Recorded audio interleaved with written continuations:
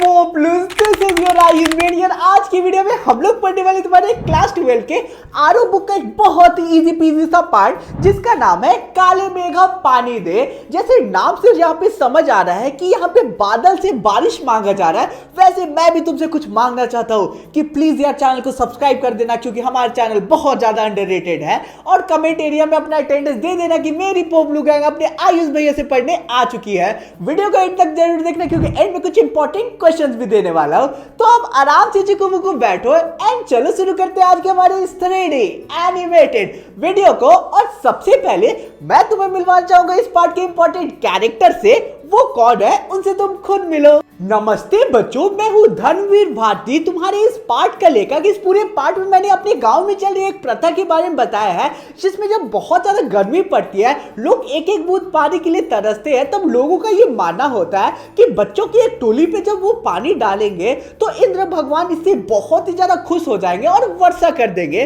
पूरे पार्ट में मैंने यही बताया है। हेलो बच्चों, इस पार्ट में तुम लोग मुझे जीजी के नाम से जानोगे। तुम्हारे लेखक और मेरे बीच खून का रिश्ता नहीं है, लेकिन बचपन से ही मैंने तुम्हारे लेखक को बहुत ज्यादा प्यार दिया है, एक माँ के जैसे। तो यार कहीं तुम लोग मुझे तो नहीं ना भूल गए? मुझे भूलोगे तो पार्ट कैसे समझोगे? मैं हूँ तुम्हारा one and only story teller भैया, जो तुम लोगों को बीच बीच में आकर इस पार्ट को बहुत ही अच्छे से एक्सप्लेन करेगा। तो अब चलो हम लोग पार्ट को शुरू करते हैं। एक गांव था, या कह सकते हो मेरा ही गांव था, जहां पे बच्चों की एक टोली थी। इस टोली को लोग दो अलग अलग नाम से पुकारते थे।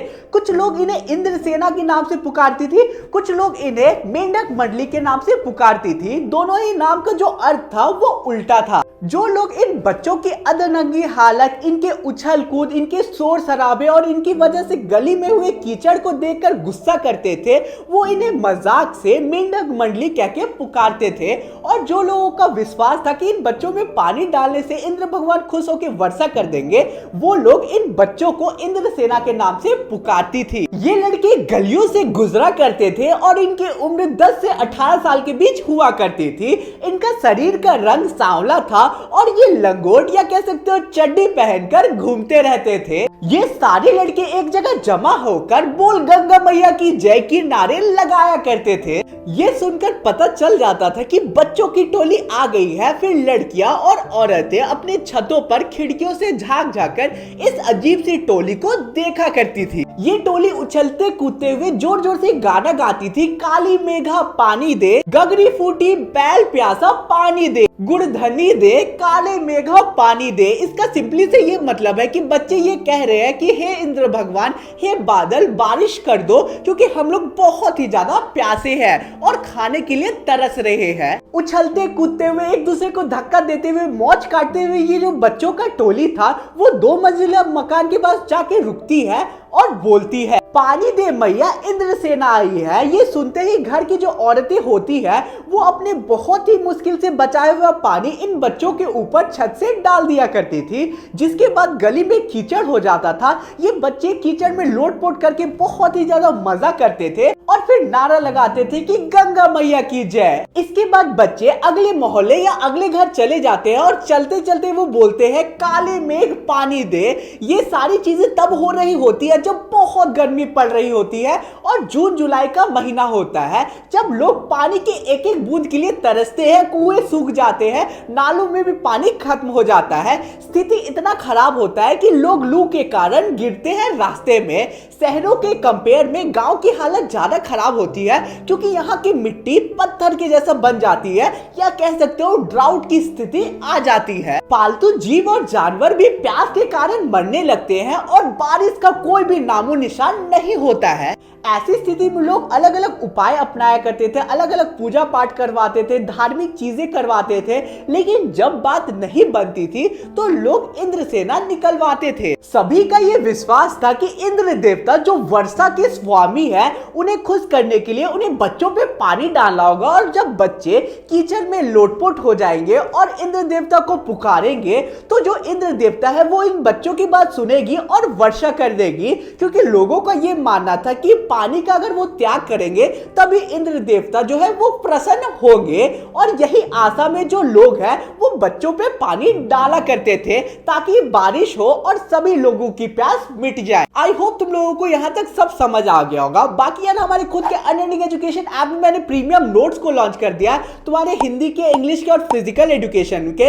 इन प्रीमियम नोट्स के सैंपल पीछे बैकग्राउंड में तुम लोग देख सकते हो। प्रीमियम नोट्स तुम लोग अगर परचेज करते हो तो तुम्हारा जो काम है वो बहुत ज्यादा आसान हो जाएगा, क्योंकि प्रीमियम नोट्स के एंड मैंने इंपॉर्टेंट क्वेश्चंस डाला है और नोट्स में तुम लोगों को हर एक चैप्टर के इंपॉर्टेंट लाइंस को मेंशन किया है। तो नोट्स की लिंक डिस्क्रिप्शन में मिल जाएगी, जरूर से चेकआउट करना। तो अब चलो पार्ट को कंटिन्यू करते हैं। मुझे ये परंपरा बिल्कुल समझ नहीं आती थी, बेकार लगती थी। इतनी मुश्किल से बचाया हुआ पानी जो औरतें रखती थी बचा के घर में, वो इन बच्चों के ऊपर डाल देती थी। ये तो बर्बादी है पानी की। ये केवल एक अंधविश्वास था और अंधविश्वास हमारे देश के लिए काफी ज्यादा नुकसानदायक है। अगर ये सचमुच के इंद्र सेना होती तो इंद्र भगवान को बोलकर तुरंत वर्षा क्यों नहीं करवा देती? पानी को बर्बाद करना क्यों जरूरी है? ये एक पाखंड था, अंधविश्वास था। ऐसे अंधविश्वासों के कारण हम अंग्रेजों से इतने पिछड़ गए, पीछे रह गए और कितने सालों तक हमने उनकी गुलामी की, यही सब के चलते। लेखक आगे बताते हैं कि वो बचपन में ही एक कमेटी के उप मंत्री बनते हैं जिसका नाम कुमार सुधार सभा था, जिसकी वजह से वो सारे अंधविश्वासों के बहुत ज्यादा खिलाफ थे बचपन से ही। समस्या ये थी कि लेखक को जिनसे सबसे अधिक प्रेम मिला बचपन में वो थी जीजी। जीजी का और लेखक का कोई भी ऐसा रिश्ता नहीं था, लेकिन जीजी जो थी लेखक को बहुत प्यार करती थी और अपने बेटे और बहुओं से भी ज्यादा स्नेह देती थी। जीजी बहुत ही ज्यादा धार्मिक थी और अपने सारे तीज त्योहार, पूजा पाठ को विधि विधान से किया करती थी। लेखक को ये सारी चीजें अंधविश्वास लगती थी, लेकिन फिर भी जीजी जो थी वो अपने पूजा पाठ के सारे कार्य जो है वो लेखक से ही करवाया करती थी ताकि लेखक को सारा का सारा पुण्य मिल जाए। लेकिन इस बार मैंने साफ इनकार कर दिया और जीजी को बोला नहीं फेंकना है मुझे बाल्टी भर के पानी इस गंदी मेंढक की टोली के ऊपर। लेखक की जीजी के बूढ़े पैर बहुत ज्यादा डगमगा रहे थे बाल्टी को उठाते हुए, लेकिन लेखक फिर भी उनकी मदद करने नहीं जाते हैं। अब शाम होती है और लेखक को जब खाना देती है जीजी, तब लेखक जो है वो खाने से मना कर देते हैं। उस टाइम जीजी गुस्सा करती है और वहां से तुमक के चली जाती है।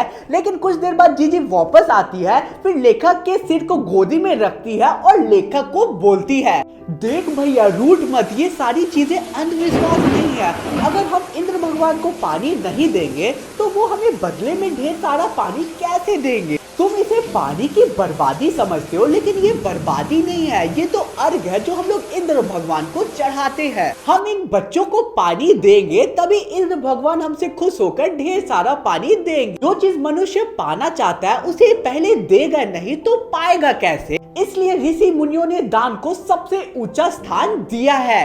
ऋषि मुनियों को क्यों बदनाम कर रही हो जीजी? उन्होंने तो कभी ऐसा नहीं बोला कि जब पानी की बहुत ज्यादा जरूरत हो तो पानी को बच्चों के ऊपर डालकर कीचड़ के रूप में उसे बर्बाद करे, ऐसा तो उन्होंने कभी नहीं बोला। जब मैंने ये बात जीजी को बोला तो वो शांत हो गई, चुपचाप हो गई और बस एक कोर उठाया और मेरे मुंह के अंदर डाल दिया। देखो बेटा, बिना त्याग का दान नहीं होता। जो चीज तुम्हारे पास बहुत ज्यादा है उसे अगर तुम दान दे दोगे तो उसका पुण्य नहीं मिलेगा। जो चीज तुम्हारे पास कम है उसे अगर तुम दान देते हो तभी उसका असली फल मिलता है। फल वल कुछ नहीं मिलता है, सब ढकोसला है। दोनों ही अपने अपने बात पे अड़े रहते हैं और एक दूसरे को तर्क देते हैं। अब जीजी कहती है तुम तो पढ़े लिखे हो, मैंने पढ़ाई नहीं की, लेकिन एक चीज मैंने ये देखा है कि जब भी किसान को गेहूं उगाना पड़ता है तब वो पहले कुछ गेहूं को ऐसे मिट्टी में बिखेर देते हैं एक बीज के जैसे, ताकि जो फसल है वो अच्छा हो और फसल जो है वो अच्छा भी होता है। वैसे ही बच्चे में जब हम लोग पानी फेंकेंगे, पानी डालेंगे तो इंद्र भगवान खुश होकर हमें और ज्यादा पानी देंगे। जीजी का ये मानना था कि अगर हम लोग देवता को पानी चढ़ाते हैं तो देवता उसके उल्टा हम लोगों को बहुत सारा पानी वापस दे देंगे। फिर आगे जीजी बोलती है जैसे एक राजा के व्यवहार से प्रजा बनती है वैसे ही प्रजा के व्यवहार से भी एक राजा बनता है। इसलिए हर व्यक्ति को पहले खुद ही सही व्यवहार रखना चाहिए। 50 साल बाद भी इस बात ने मेरे दिल के अंदर बहुत गहरी छाप छोड़ी हुई है। आजकल लोग अधिकार और सुविधाएं तो मांगते हैं, लेकिन कोई भी त्याग करने के लिए और जिम्मेदारी उठाने के लिए आगे नहीं आता है। सभी लोग भ्रष्टाचार की तो बहुत ज्यादा आलोचना करते हैं, लेकिन अपने स्तर पे कभी भी ईमानदारी नहीं बरतते हैं। पता नहीं ये स्थिति कब बदलेगी हमारी भारत में। तो यार इसी के साथ आज का हमारा पूरा पार्ट बहुत ही अच्छे से कंप्लीट होता है। पार्ट के अगर इजी नोट्स चाहिए होंगे तो लिंक डिस्क्रिप्शन में मिल जाएगा प्रीमियम नोट्स का, अभी जाके ऐप में परचेज कर लेना। और चैनल पे नए हो तो प्लीज गुरु दक्षिणा में एक सब्सक्राइब कर देना। अब यह तुम्हारी स्क्रीन पे इंपॉर्टेंट क्वेश्चन दिख रहा है, ये क्वेश्चन एग्जाम के प्रोस्पेक्टिव से इंपॉर्टेंट है। ऐसे जो है वो तो टेलीग्राम ग्रुप ज्वाइन कर लेना, लिंक डिस्क्रिप्शन में मिल जाएगा टेलीग्राम ग्रुप का। और अगर कोई पर्सनल क्वेरी होगी तो इंस्टाग्राम में तुम लोग फॉलो करके डीएम करके पूछ सकते हो। तो यार मिलते हैं नेक्स्ट वीडियो में, बाय बाय।